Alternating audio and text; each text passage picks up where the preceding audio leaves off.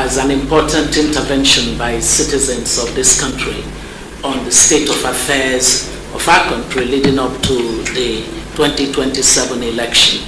As most of you know, my name is Oby Ezekwesili, and I am the founder and chair of the board of the School of Politics, Policy and Governance, known as the SPPG.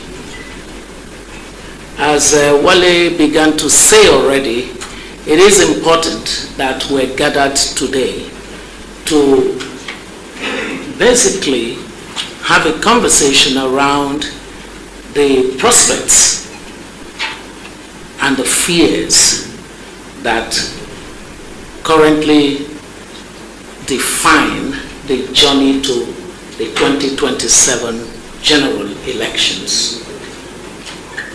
It is quite evident that years after, our democracy has degraded to a charm. In all the indicators that define functional democracies, we absolutely do badly. Our democracy since 1999 has steadily lost the confidence of citizens, but at no time has it been this bad. As a matter of fact, by 2023, when only 23% of registered voters voted in the presidential election that formed the current administration, it was very clear that we had departed from even the low average that is known across Africa, which is about 47%. And compared to the data for the world, we were less than 3%, we were less than 1/3 the voter participation in elections. Ladies and gentlemen, it comes from the distrust of public institutions that are saddled with a mandate to conduct credible elections. I will come to that again. But I think that the key reason that we as citizens are gathered today is to look at how we create the solidarity for ensuring that our democracy does not collapse completely. It is edging there based on the indicators that define democratic societies. We no longer qualify to be called, to be assumed a democracy properly so-called, as the lawyers are wont to say. One major crisis is the increasing use of state power against dissenting voices, whether they are dissenting political voices or they are dissenting citizens who criticize the way that governance is being undertaken. Repeated allegations and proven cases of intimidation, of harassment, of arrest,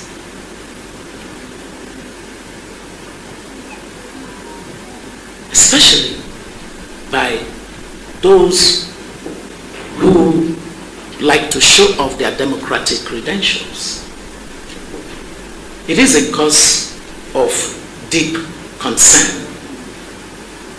In a democracy, citizens must have the liberty to exercise their right to voice. And to the extent that we're leading on to 2027 elections and citizens operate under the morbid fear that their voice will be muffled and their freedom violated, should give every one of us reason to worry. We have a tendency to think individually as a people. You hear Nigerians say, very terrible thing, Nigeria has happened to me. Why do they say that? Because when Nigeria possibly happened to others, it meant nothing to them. They could not be bothered. Nigeria was okay until Nigeria happened to them. It is this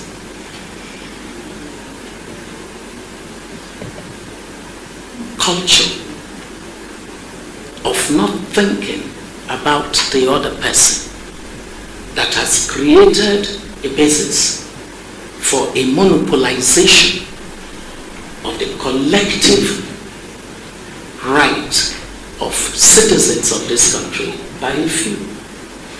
Because for as long as it happened outside of our own personal injury, we could not be bothered.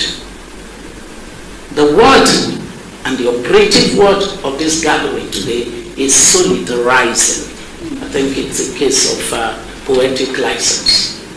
But just imagine that we're talking about a solidarity amongst Nigerians who are saying there is a country to save. There's a country to save. And that it is important that collective action will successfully ensure that Nigeria does not get into the collapse that politicians of all hues and ilk seem to be comfortable to see happen in our country. Democracy is a system that enables competition, because the basic thesis of democracy is that the cornerstone of competition enables the best that can solve the public problem, or the public problems, as the case may be, to emerge unfettered by any form of shenanigans by those with the responsibility for ensuring fair competition. The credibility of any electoral process is in guaranteeing competitors a playing field that is transparent and that is equal. Unfortunately, that seems to not be the case anymore at all. What we have heard in the last couple of months have been defections from parties and intra-party quarrels and conflicts that have often been alleged to be instigated by the government. Now, to the extent that the Nigerian people have a right to choosing those whom they best believe would serve their purpose, such actions negate that basic tenet and bedrock of competitive democracy. It is part of what we would consider in our gathering today. Ladies and gentlemen, public confidence in electoral credibility depends heavily on the trust that the citizens, the electorate, have in the electoral umpire. In our own case, INEC, the Independent National Electoral Commission. It depends on the confidence that the electorate have in the judiciary and in the security agencies, as the case may be. allegations of political interference,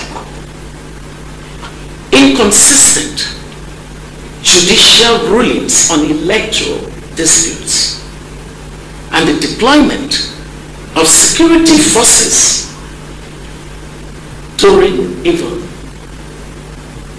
party meetings do nothing to increase the confidence of the people in our democracy. There's growing anxiety that our elections have entirely been purchased and that nothing else matters in our democratic processes than loads of money. And when you remember that none of the politicians have shown evidence of generational wealth before they came to public reckoning, then it becomes clear to you that there is a strong correlation between the level of public corruption that has reduced Nigeria to as close a failed state as can be defined by the global measure that ranks countries in terms of their fragility or strength. Nigeria has persistently declined, and today we're within the range of the 13th or the 14th most fragile of countries. It just takes a tiny little push and it goes into the category of failed state.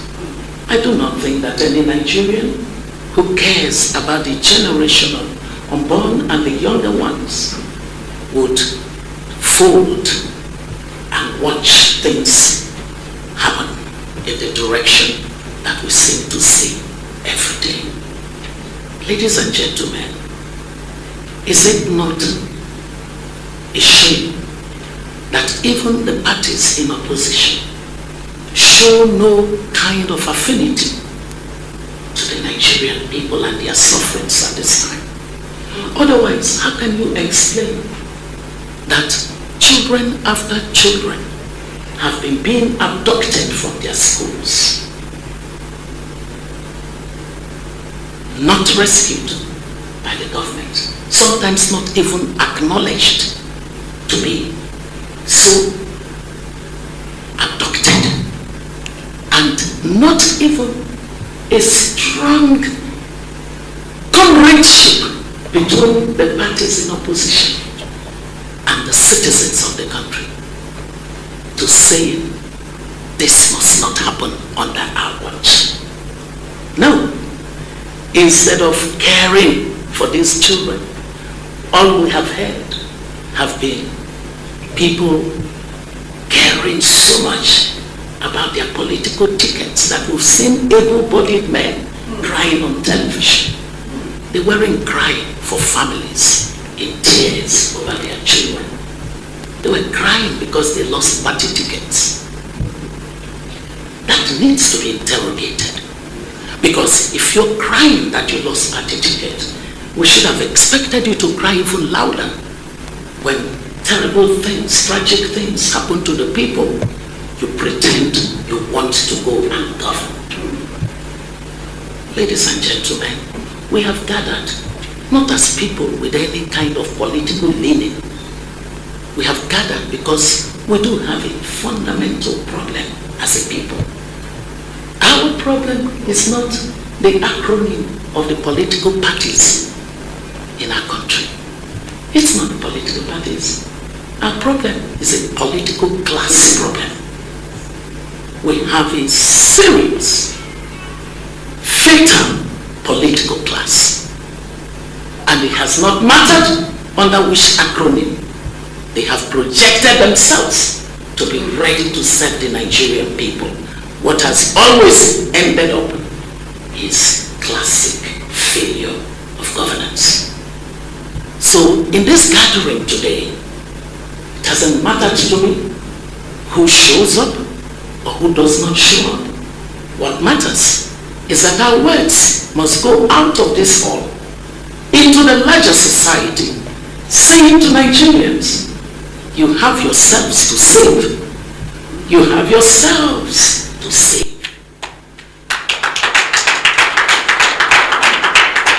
You have yourselves to save.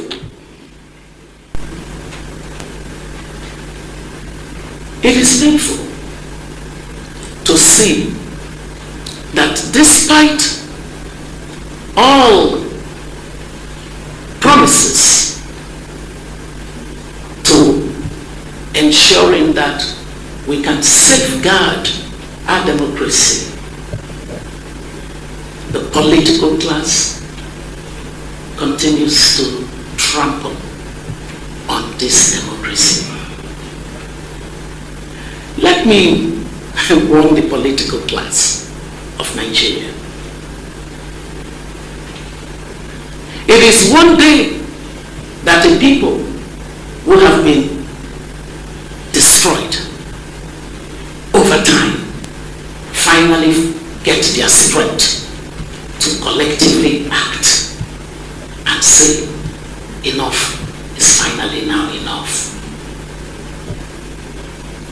It appears that politicians have monopolized democracy and decided that it belongs to them. I must warn them that democracy does not belong to politicians. Democracy belongs to the citizens of every country that decides to be democratic.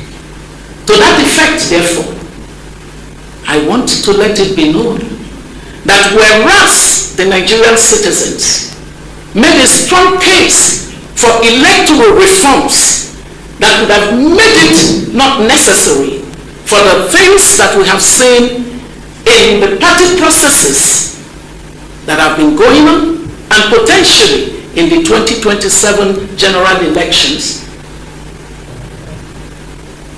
the obtuseness of the government and Enøugh to respond to the clarion call of the Nigerian people for transparent, credible processes, clauses in the Electoral Act that would have guaranteed very strong democratic principles and values. There shall come a day when the Nigerian people will truly save themselves. I thank you very much. I think that as chair, Wale, I want to let you know that we should be out of here by 3 o'clock, latest. What time is it now? It's almost 2. 3:30. Is By 3:30. 3:30? No, 3 o'clock. Who agrees that we should be out of here by 3 o'clock? Very good. So we're just going to cut to the chase and get it done. I think that the key thing is that Nigerian people gathered here as a remnant of those at home and other places are saying that we have had it and that enough is finally now enough, and that any democracy that is beneath the standard of what it means for citizens to know that they are voting with their rights respected and that transparently outcomes of elections will be respected by both the incumbent government and the institutions that are participating or have the regulatory role in democracy will be collectively resisted, because we cannot continue to have the future of our country, our children, they actually are using our children to tell us that we don't have government. That's what we're being shown. Terrorists are telling us that they are more powerful than our governments. And yet, our politicians see nothing wrong with that. Enough is really, truly now enough. If we do not care about ourselves, we should at least care about our children who did no harm in coming to the world through us. I thank you very much.